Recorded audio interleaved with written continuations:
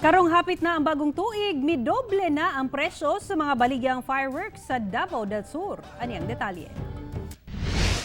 Matag tuig, sa Rizal Park sa Digo City ang ginapalitan og fireworks og pyrotechnics sa mga taga Davao del Sur. Apan ang presyo kuno niini midoble karon tuiga.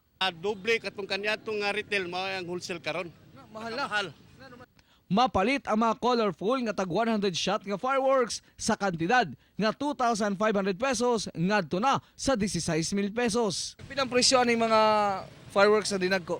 16,000. 16. Oh, so nanay palit ani? Nakabuking na ni. Duna usay mga pambata nga luwas gamiton. Sama sa sparkler nga tag piso ang isa, magic ball nga tag 10 pesos ug baby rockets tag 5 pesos. Walay paputok.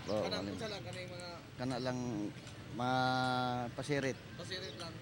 Sa karon, hinay pa kuno ang ilang halin itandi sa milabay tuig. Hinoon, ginapaniguro sa otoridad nga dili masudlan o mga ginabawal nga pabuto ang mga tindahan sama sa Watusi, Piccolo, Super Lolo, Judas Belt, Bin Laden, Goodbye Philippines, Plapla ug mga imported nga pabuto.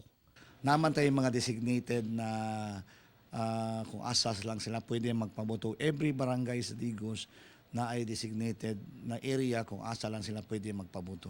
Kauban si Melchor Awing sa kamera. Ako, si Real Soroche para sa One Mindanao.